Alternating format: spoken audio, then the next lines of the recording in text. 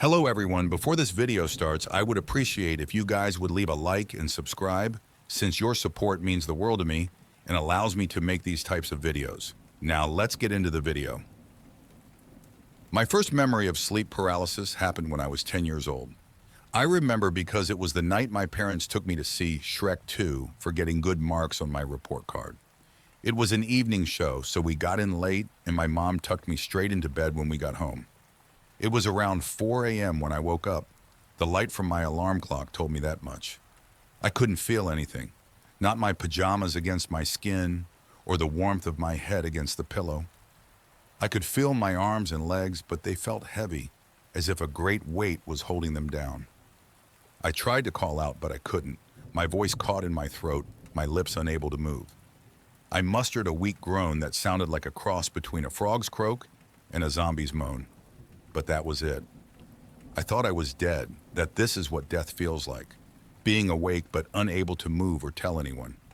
My mind wrestled with the idea of being placed in a coffin, unable to tell anyone I was still alive in here, unable to move or say anything as the lid closed and they put me in the ground, still alive.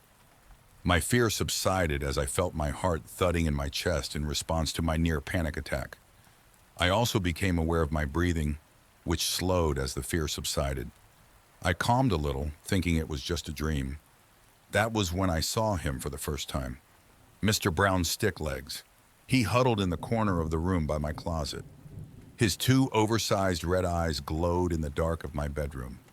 His face was like a porcelain mask, white, expressionless, with no mouth or nose, only those two haunting red eyes. When he stood up, his body unfolded like origami until his head reached the ceiling. His neck bent, tilting forward as his true height was greater than the height of my room. His long black torso was covered in shimmering symbols that reflected red in the light of his glowing eyes. He stood on two spindly thin legs that disappeared into the shadows of the room. He made no noise as he moved, seeming to glide as he hovered closer to my bed. His long thin arms reached down to me as I moaned through paralyzed lips. I could not scream, even though I very much wanted to. His fingers reaching through the darkness, down to my face. Two pointed fingers touched against my eyelids, pushing them closed. I remember his fingertips feeling cool, but not cold. Even though the ends of his fingertips looked sharp, his touch was gentle. "Do not struggle, little one. Sleep, sleep," he said. His voice was so deep I could feel it in my chest when he spoke. I did as instructed, convincing myself that it indeed was a dream. Even if it wasn't, the back of my eyelids was more reassuring than looking into those piercing red eyes in his vacant mask of a face. I closed my eyes, wanting it to be a dream, willing it to be a dream. I woke up the next morning, thankfully able to move, walk, and talk. I explained what I saw to my parents, who both agreed that it was a dream. My mom tried floating the idea that something from Shrek 2 scared me, but neither my dad or I bought it. For confirmation, Dad asked that I draw a picture of what I saw for them. As I was drawing, I ran out of black crayon and had to finish his legs with the next darkest color in my crayon box. "Hey there, Mr. Brown's stick legs," my dad said as I handed him the drawing. "You leave my daughter alone now, you hear?" This is how my sleep paralysis demon ended up with the name Mr. Brown Stick Legs. Giving him a silly name helped take some of the edge off of going to bed the following night. My dad even did a sweep of the room, calling out for him. "Here, Mr. Brown Stick Legs," he said, whistling as if he were calling a dog.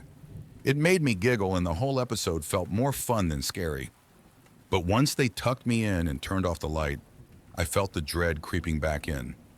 Darkness hits harder when you expect to find something lurking in the shadows. I don't know how long I searched, but I eventually fell asleep. In the weeks following, I searched for Mr. Brown Stick Legs every night as I fell asleep. Even when I went to sleepovers, I would do a cursory check in case he tagged along to the friend's house. As time passed, my searches became less frequent. It was a couple months later, the night before my first day of 5th grade, when I woke up to Mr. Brown's stick legs straddled over my bed, his empty plate of a face inches from my own. A scream stuck in my throat, coming out sounding like a gush of air releasing from a pool float. "Hush, child," he said. His voice was deep, echoless, I didn't know how he spoke without a mouth, but I heard him nonetheless. I saw that he held a piece of paper in his thin fingers, crumpled on the edges and torn. He held it up to show me. On the page was a pink blob with blue dots for eyes and a droll red smile and stick lines for legs and arms. It was lying on a blue rectangle. I found the picture you drew of me, so I drew a picture of you, he said. Do you like it? I tried nodding, but I couldn't move. I tried answering, but all that came out was the same dry, croaking sound. Will you draw another one for me? I so liked the first one. You gave me pants. I look good in pants. Again, I was unable to respond or move to give him an answer. He must have been able to read my intent because he tucked the picture under my pillow before closing my eyes again. When I woke up in the morning, I bolted upright and tossed my pillow off the bed. My heart leapt into my throat when I found the picture. It wasn't a dream. He was real. I went to my desk and began drawing a picture for him, starting with his face and eyes, trying to capture as much detail as I could remember. I had forgotten all about the first day of school until my mom opened my door and found me still in my pajamas. "Lexi!" she yelled, startling me as I was coloring in his eyes.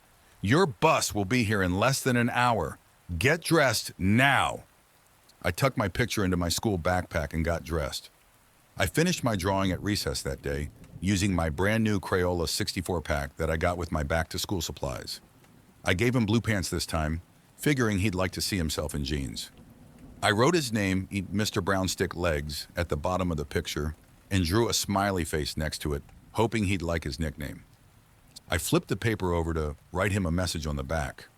I wanted to ask him questions, but didn't want to anger him since he visited me when I was at my most vulnerable. I wrote out my letter on a separate piece of paper before copying it over to the back of my picture. "Dear Mr. Brownstick Legs, that's your name. My name is Lexi. I am in the 5th grade. What is your name? How old are you? Do you go to school? Why do you visit my bedroom? Why can't I move when you visit? You look scary, but you also seem nice. I hope we can be friends. Love, Lexi. P.S. I hope you like your blue pants." I added another smiley face at the end of the letter, my final emphasis on wanting to be friends. I considered closing with sincerely, but I figured love was a better, friendlier choice. I tucked the picture under my pillow that night, now anxious to see him rather than filled with dread of his reappearance. But like the last time, he did not return the next day, or the day after. The days stretched into weeks, and every morning I found the picture tucked under my pillow from the night before. It wasn't until Thanksgiving break that I saw him again. My eyes opened as the morning sun poked through the blinds of my bedroom. His body didn't look any different in the light. In fact, his black skin seemed darker, absorbing the sun's rays without giving anything back. His eyes seemed wider than before. If he had a mouth, I would have figured he was smiling. In his slender fingers was the picture I drew for him. "Hello, Lexi," he said. "Thank you for the picture. I do look good in blue pants." I wanted to smile, but, well, sleep paralysis. He flipped the picture over to the side with my letter. "I will answer your questions the best I can. I do not have a name, not one you could ever pronounce, but I am happy for you to call me Mr. Brownstick Legs. As for my age, I exist outside of the construct of time. Therefore, I am ageless. I do not go to school, nor do I know what school is. Why do I visit you? I visit to feed on the energy of your soul." My breath quickened as a mute groan exited my teeth. I wanted to run, wanted to get away from him, but I was pinned down, unable to move. He sensed my uneasiness and tried to calm me by patting my forehead. "Let me explain. Have you been to the ocean? It appears vast, almost limitless, as you stare out into the blue water, with no visible land on the other side." In my mind, I was standing on a beach. I felt the salty ocean breeze against my face as I looked out over the massive body of water. The waves crashed at my feet. I felt the rush of water over them, followed by the trickle of sand and pebbles as the water drew back. Your soul is like an ocean, child. Vast, limitless, undefinable by words to your understanding. I take only a tiny sip, a single glass of water from a vast ocean. I am not one who could consume an entire ocean. Dark clouds formed over the water as I stared at the white-capped waves. The clouds unleashed a heavy downpour, turning the horizon gray as rain fell from the sky over the ocean.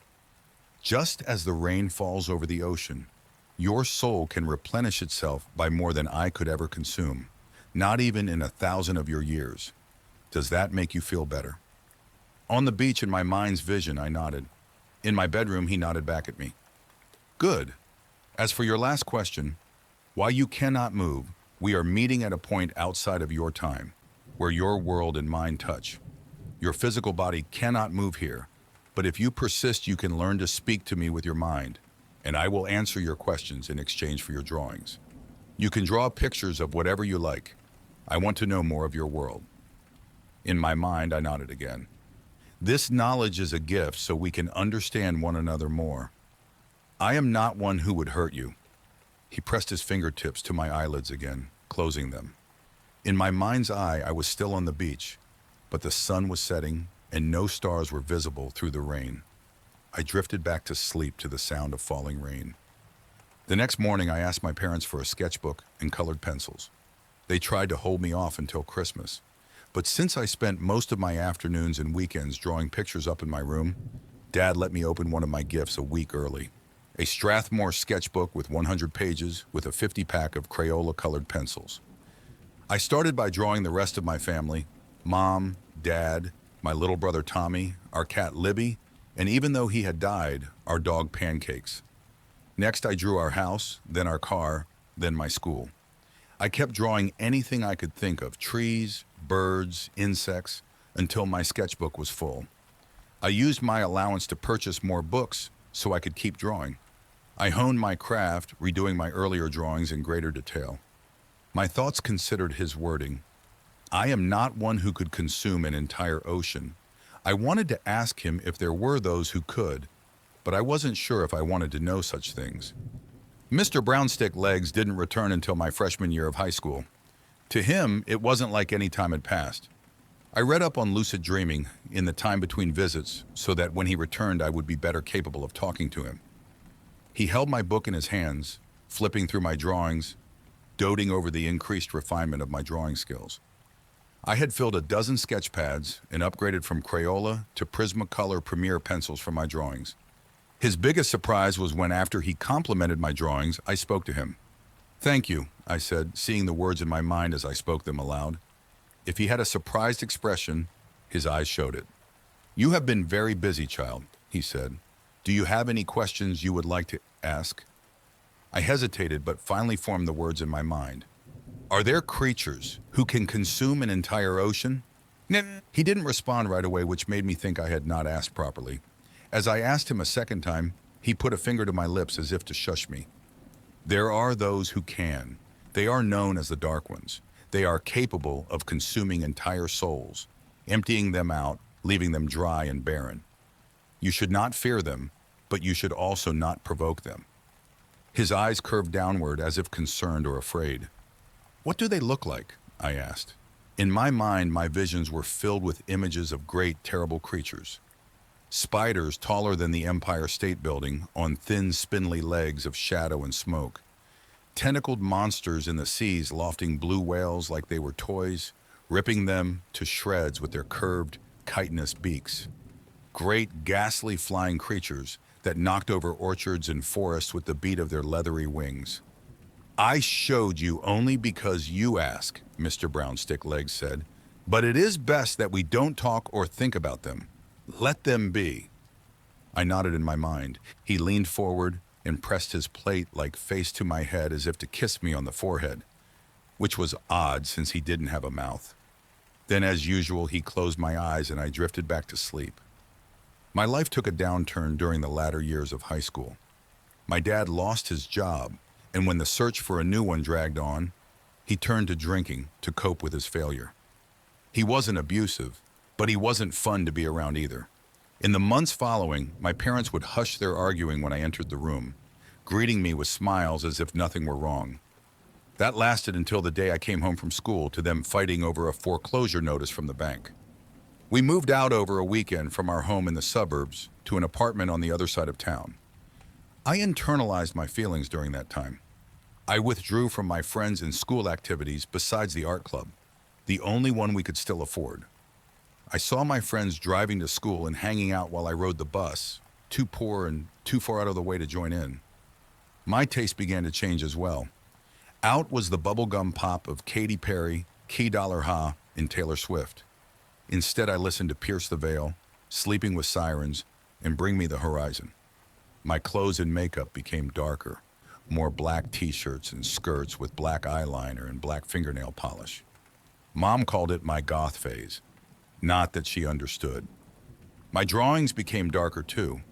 I moved from colored pencils to charcoal, drawing skulls and gothic-looking cemeteries as my passion for drawing animals and flowers waned. I also drew the dark ones in great detail, exactly how I remembered them in my mind's eye. Mr. Brownstick-Legs visited me again a month after we moved into the apartment. He looked more at home in my room of blacklight posters and death metal bands than he did in my previous room. His eyes were dim, not the vibrant red as they were before. He stared at me as I lay in bed, unable to move. He moved inches from my face as I heard his words in my mind. "Your soul tastes different now." He didn't speak of my drawings. I worried that he might, especially since I had been drawing the dark ones. Not only drawing them, but thinking about them and what type of damage they could do if they were to wake. He seemed sad for me, although reading his expression was difficult with no face. He patted my forehead like before, but didn't close my eyes before leaving as he used to. My life continued its spiraling path like a bottle rocket with a broken stick. My parents didn't talk outside of short conversations about which bills to pay and which ones to ignore. Each night, Dad disappeared into a bottle while Mom disappeared online to chat with a male Facebook friend she knew from high school. The thing about rock bottom is that it's often a disguise for a trapdoor that drops you to an even lower depth than you thought possible. The first bottom came when my father died. Drove off the road into a gravel pit late at night with an empty bottle of bourbon in the passenger seat. I cried, but it felt hollow. I felt hollow. Even when Mom tried to hold me, I felt nothing inside, not sadness, not guilt, not anything. I disappeared into my sketchbooks, drawing even darker, more disturbing images. Death, dismemberment, vividly accurate vivisections of the cute animals I used to enjoy drawing. My friends no longer talked to me, which was fine because I didn't want to talk to them anymore anyways.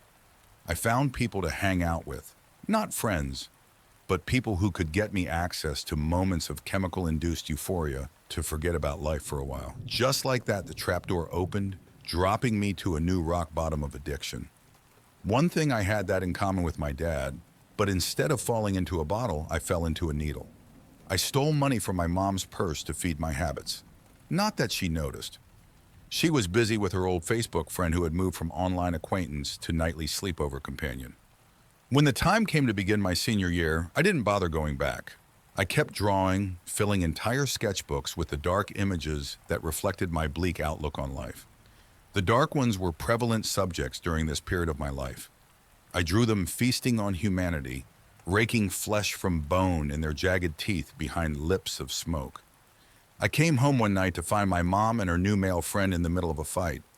It was different from her fights with Dad, more violent, more physical.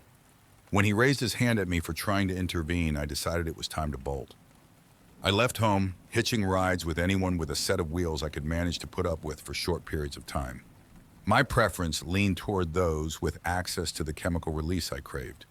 The more I could numb, the more I could escape. I found certain drug combinations had similar effects to sleep paralysis, where my mind's ability to control my body's action became severed. In those moments of numb paralysis, I'd see Mr. Brownstick-Legs watching from afar as I dulled the pain. I saw what I perceived as the dark ones too, but they weren't hiding in the shadows like Mr. Brownstick-Legs did. They were the shadows. I called out to them as well.